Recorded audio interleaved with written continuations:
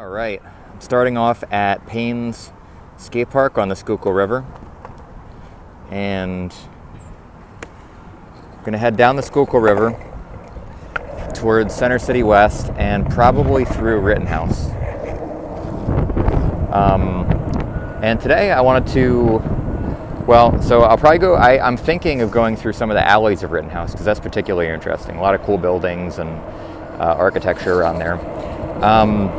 So what I wanted to talk about regarding jiu-jitsu today is mat culture and what that means for a school. This is something I was talking to my students about yesterday. I was telling them that they do a really, really good job of keeping a healthy and friendly mat culture in our school. And what I meant by that when I was talking to them is, sorry, I'm going kind of fast. I'll slow myself down a little bit. What I meant by that was how do I put this? When you train and you go to an open mat, there's a group of people that are all trying to do jiu-jitsu to each other, and you're trying to do jiu-jitsu to them. And, people tap each other, and they sweep each other, and they do, some people are successful with their techniques, other people are unsuccessful with their techniques, and what ends up happening is there's this sort of like egotistical pecking order hierarchy that happens sometimes in a school. This is one aspect of mat culture. And for a recreational jiu-jitsu population that's also mixed with a competitive or semi-competitive jiu-jitsu population, like general, like gen pop, I guess. The problem is that if you have an unhealthy sense of competition in a room where, a blue belt taps a brown belt and the blue belt starts talking trash in the locker room, or, has a little bit, like the brown belt is somehow diminished by that, then what ends up happening is the blue belt gets an unrealistic sense of what they achieved in that moment. And the brown belt, for a lot of people, they feel like a little bit crappy about that. Like, dang, man, I can't believe I got caught by that blue belt. Like, that sucks, and like, I know they're talking trash, or, maybe they feel, maybe they start making excuses for themselves, and they go down that rabbit hole of behavior. And what ends up happening is when you have a strong, a strong sense of, I hate saying ego, but that is kind of what it is. A strong sense of ego with the way that, I'm not going to go through here. The way that you approach training, then you get that brown belt who got tapped by the blue belt. And the next time they roll, the brown belt starts to feel like they can't explore new jiu-jitsu because they have to be on their A game, because otherwise, what if I get tapped by that guy again and he starts talking trash, right? And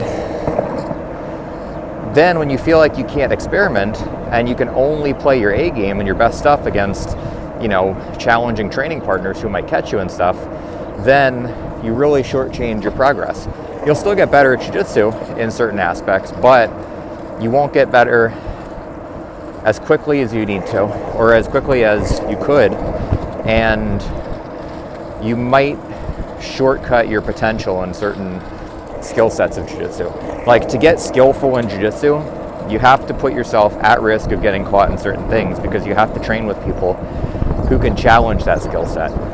Doesn't mean that, if I'm learning a new guillotine choke, it doesn't mean that I instantly try it against a world-class competitive black belt and then judge my success based on that. It means that I take the technique and I work my way up the ladder of skill to improve my ability to execute that technique. So you start with less experienced people to get a sense of repetition and how to do the technique and what it feels like to do it against mild resistance. And then you work your way up to more and more challenging people who can pose specific problems in specific aspects of that guillotine choke. The entry, the control phase, the finishing phase. And then as you work your way up that skill ladder, you start to be able to execute the technique more quickly, more precisely, You start to be able to solve the problems that people of different experience levels pose more quickly, more precisely, and with better and better, more intelligent answers for those problems. But it only happens if you're able to regularly put yourself, expose yourself to failure in those positions. And it makes it really hard to feel like you can expose yourself to failure if, when you fail, you lose social standing in a school, or people respect you less, or people talk trash, or whatever. So a good example of this is the other day, I was training with one of my students who has a strong wrestling background, and he's way more experienced with takedowns than I am. And it's the end of open mat, and I'm going from the feet with him, and he's taking me down, like, without too much trouble. And it was really good because my takedowns got better by going with him. He is able to challenge that skill set that I am trying to develop, because he's more skillful than I am in that. But he's also kind enough not to just maul me over and over and over again with takedowns. He lets me into the game, he challenges me, he makes me better, and it's in front of my other students, and they see me getting taken down. And in another environment, they might look at that and be like, well, Josh can't even defend a takedown against that guy. He got single leg like 5 times, right? And then the next time I teach a single leg in class, you get those doubters that are like, oh, well, yeah, whatever, would that work against this guy? And, turn it into this weird, diminished, that training session would diminish their respect for my ability to teach them jiu-jitsu. But it's not like that in my school. And so when I was talking to my students, I was really psyched that, they create an environment where it's okay for me to go from the feet with somebody more experienced than me and get taken down repeatedly in front of them. Nobody cares. It doesn't diminish their respect for me. It doesn't diminish my ability to teach them. They still will listen to the things that I say and then question those things if they don't make sense, and expect me to have good answers for them. And there's no, and I feel the same way about them. If I see one of my brown belts or a purple belt or whoever get tapped by anybody, by a blue belt or white belt or whatever, I don't hold it against them. I look at it and I see, okay, in that instance, why did that happen? Well, sometimes it's because maybe they're just tired and they had an off day. Sometimes that blue belt is more experienced in a certain position than they are, and that purple belt or that brown belt needs more training in that position to build their skill level up to the next level. But you look at it from the perspective of solving problems and helping whoever is getting caught or taken down or submitted or swept, helping them raise their game to the next level from the experience. And I see my students helping each other do that. My training partner the other day was very helpful with me. He's always been helpful with me about improving my takedowns. And then I get better as a result of that. Without the ego, without feeling any kind of way about it. I never hesitate to go from the feet with him. I feel safe doing it. There's never any crazy, I get taken down and I feel embarrassed and I got to get revenge. It's a truly healthy environment. So that's the aspect of mat culture that I was talking to my students about the other day, and that I think is a really wonderful thing if you can manage it. I know that sorry, I'm out of breath. I just walked up a bunch of stairs. I know in competitive sporting environments, there's a certain mental resiliency that you have to have in order to be able to be successful in sport competition. And yes, you have to be able to deal with some trash talking and people saying negative stuff and whatever. But it doesn't, in your own training environment, it doesn't have to be like that. That, I don't think, helps your skill level grow. I think what ends up happening, oh, you know what, I'm gonna go down this way. I think what ends up happening is you just start to resent your training partners a little bit more. You start to feel like certain people are cocky. You start to feel like, you know, maybe you don't want to train with them as much because you know that it's an unenjoyable experience and they're gonna feel some kind of weird ego charge from it, like they stole some of your power. And so it makes you go to an open mat and look around to see who is there, and then decide who you want to train with and who you don't want to train with. I'd much rather walk into a room and be able to scan the room and not feel weird about training with any of my training partners. And that's what I have right now, which I'm super grateful for. All right, across the street now. So that's one part of mat culture that I was talking to everybody about. Creating an environment where people can freely experiment with new jiu-jitsu and build their skill set with helpful training partners who all want the best for everybody else. They want their training partner's skill level to improve because they know that if they can make their training partner better, that their training partner is going to make the entire level of the room higher and ultimately make them better. So everybody gets better if you have that kind of training environment. Another aspect of mat culture is a sense of mentoring new students. So one of the new students who was visiting the other day told Angie, my wife, who another black belt who owns the school, that every single person that he met was super helpful to him in the beginners class. And that goes for like advanced students or other beginners who just haven't been around for that long.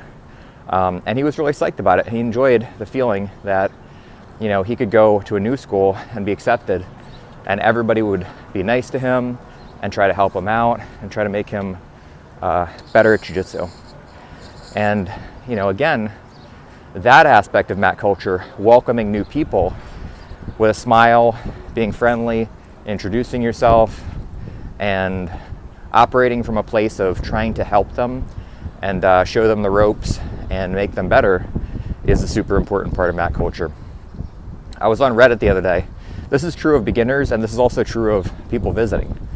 I was on Reddit the other day, and there was a thread about a school, a pretty well-known school in a major city, and it was somebody who did a drop-in there, and a few other people chimed in having a similar experience, that when this person did a drop-in, they weren't really welcomed. It was a very like dry transactional sort of experience. You know, pay your mat fee, and then, you know, here's where you go change. And nobody was really friendly or, you know, smiling or introduced themselves. You know, and a lot of people were kind of making excuses for that behavior, like, you know, that school gets a lot of drop-ins, and, you know, of course they're not going to be super friendly, you know, to people who visit. And my thought was like, well, it doesn't cost anything to be nice. You know, it doesn't, people sitting there on the side of the mat, it's not fatiguing to be friendly. It's not difficult. It doesn't cost any money. It costs no more energy to be nice than it does to be aloof or awkward or not nice. So why not be nice? Why not make that visitor or that new student feel welcome in your school and like they want to train there again and want to contribute back to the school with maybe a good Google review or, you know, bringing more friends to your school, stuff like that. So that's my thought about that particular aspect. Being welcoming to new people and making sure that they always have a positive experience in a new environment. I think another part of mat culture that's super important is open communication. And I mean that about everything. So, you know, for example, there are always situations on the mat, like you're wrestling with each other, you're grappling with each other. There are going to be times where there are minor conflicts, right? And when there's minor conflicts, or sometimes more than minor conflicts, I think that the grown-up thing to do when there are conflicts like that is to talk to the person directly and try to find a way to reach an agreement and resolve the conflict. Doesn't mean you have to like each other or be like kayaking buddies or anything, but it is helpful to talk to that person and try to find some kind of resolution that you can both live with, so that when you go on the mat, you don't have to avoid that person, they don't have to avoid you. There's no resentments that build. There's no trash talking that, makes you both hate each other. That stuff can last for years, and that stuff is a cancer for a training environment. And so I think one way to navigate that is, when you got a problem with somebody or some kind of misunderstanding, just good faith, talk to them about it. And hopefully they talk to you about it if they have an issue. And maybe that takes the form of like, hey, I felt like when we were rolling, things were getting a little bit aggressive. Is something going on? Are you doing okay? Something sort of showing that you're looking out for them and that you care and that you don't want any trouble. I think that's a good way to navigate that. And then what will happen is, some people don't feel comfortable talking about it and they try to pretend like nothing happened. And that's okay too, if you both move past it. But at least you did your best to try to work through the issue with your training partners. And, again, those things, when they go unaddressed, they can turn into years of resentment. And this resentment piles on top of that resentment. And then eventually you end up with, what you could consider enemies on the mat. And that is a really unfortunate thing. So better to talk to people, get it out, try to be open, and try to nip any kind of resentments in the bud when they happen. Communication in that sense. I think also, communication with like,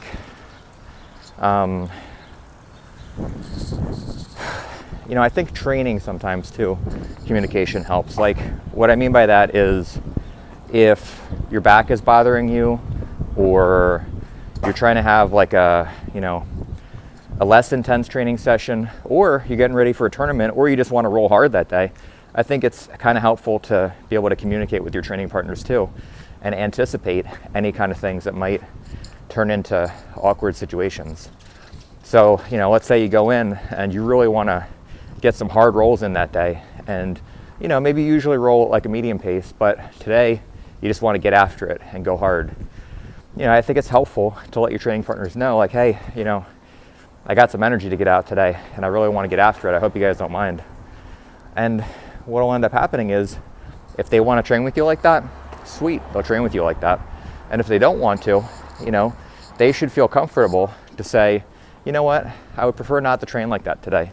I think I would like to have lighter rolls. So you mind if I, just sit this one out?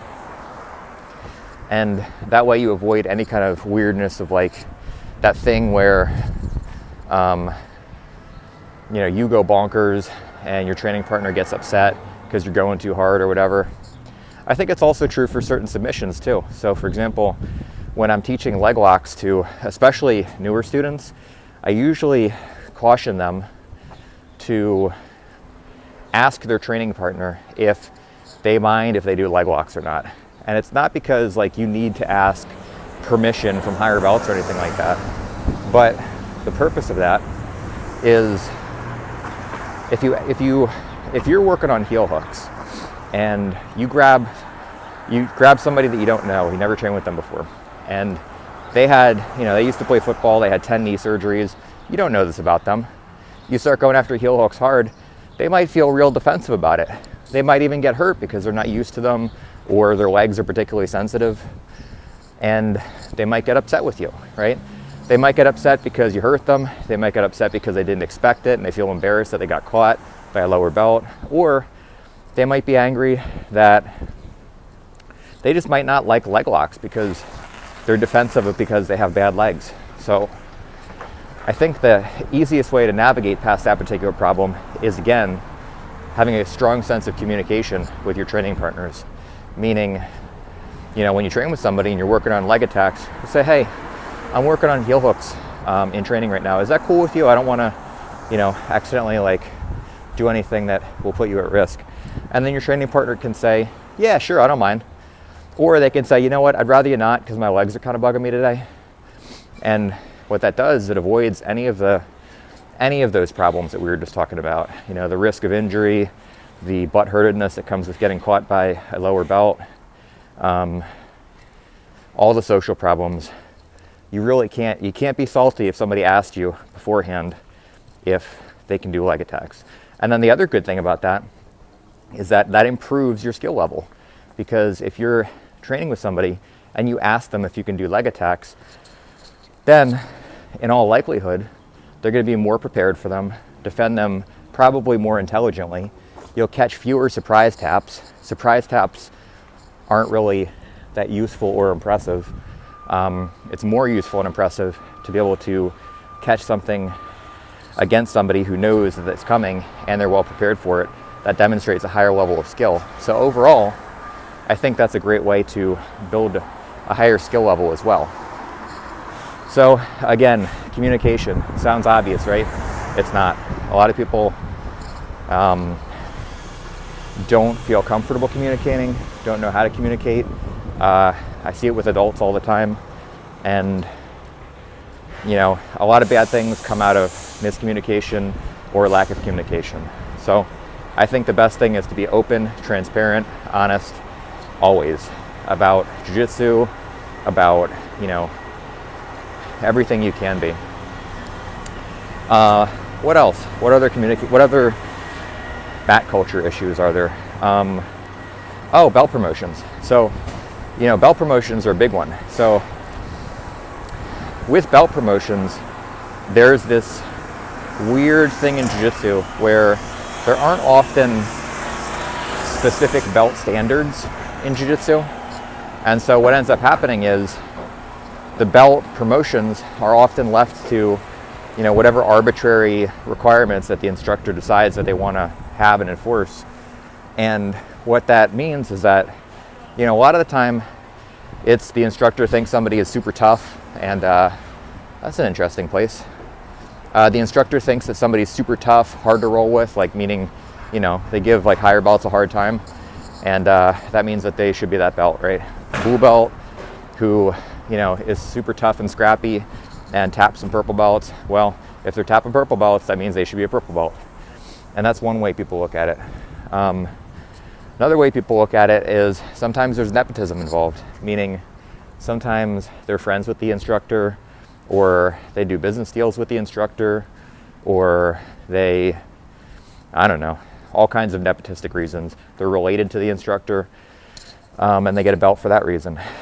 And there's a lot of reasons that people get promoted that don't have anything to do with actual knowledge of the art and sport of jiu-jitsu. So that affects a mat culture in the way of people like, okay, you're a blue belt, right? You've been a blue belt for 3 years, and you see somebody else who's a blue belt, maybe for a year and a half, get promoted to a purple belt, or they get some stripes on their belt or something. And you feel kind of lousy about it because you're like, you know what? I'm there 4 days a week. I train really hard. You know, I'm able to tap that person. I don't know what standard they're being judged by. Why did they get the belt and I didn't get the belt? And like, you know, when you say it, it sounds kind of silly, like, you know, who cares about belts, right? But people do care about belts. People care about fairness. They care about, you know, when they put work into something and other people get rewarded for the same amount of work or less work, that they also get rewarded for work. So that blue belt who's been a blue belt for 3 years, maybe they start to resent that person who just got their purple belt. Maybe they see them get promoted and they start gunning for them, like, all right, I'm going to show the instructor I should be a purple belt too, right? That's not fair to the person who just got promoted. It's not their fault they got promoted. Why should they have to deal with some blue belt going bonkers on them in training, trying to prove something when they didn't promote themselves and they didn't ask for it? So that's one thing that happens during belt promotions. Jealousy issues, inconsistent belt standards, being promoted for a variety of reasons that don't necessarily have anything to do with skill level or knowledge of jiu-jitsu. So So a way to navigate past that is to have knowledge-based standards in jiu-jitsu, and then factor in other stuff like, time spent at a belt, or age and performance on the mat. There's many factors, but you can organize belt promotion standards. And when you have organized and transparent belt promotion standards, it really cuts down on the mat drama, because if everybody knows what they need to do to get to a next belt level, and that's tied in with just becoming more knowledgeable and skillful in jiu-jitsu, then they're more likely to do the work. And when they do the work, if they're fairly rewarded for the work, then they don't feel like, they're getting passed over for belt promotions. They don't feel crappy about somebody else getting something that they feel that person doesn't deserve and they should get it and whatever. And I know it sounds dumb, but people feel, people aren't perfect. People have all kinds of irrational emotions and, things that they want from jiu-jitsu, and, and to them, that's something that's important to them. So, whether you agree with it or not, it is. And so again, if you have an organized belt promotion standard that everybody is aware of and is transparent, then there's really no reason. What is that thing? Some weird gizmo right there. I don't know what that is. Clamp. Then what ends up happening is, if somebody gets promoted and you feel like you should have been promoted, then you should be able to talk to your instructor and say, hey, I'm not asking for my belt or anything, but I noticed that this person got, their purple belt, and I've been a blue belt for about 3 years. What do I need to do to move up to the next level? And then the instructor can say, oh, well, this is what I expect of purple belts, and you do this, this, and this, but you haven't fulfilled this particular requirement. So, before I give you a belt, I would like to see this. And then that blue belt can say, okay, cool, I get it. I'll do the work, and I'll come back and see what you think. And then harmony is achieved. No butthurtedness, no hidden resentments, no sneaky talking behind people's backs, and being salty about other people getting belt promotions, but also not actually saying anything to instructors about it. Just be transparent. Have a standard, be transparent, and then hold the standard consistently to everybody. And you'll navigate past most of those problems. All right, so I'm on South Street now, 19th and South. I think that I kind of exhausted the topics that I wanted to talk about, so I'm going to call it a day. Hope you're doing well. Bye.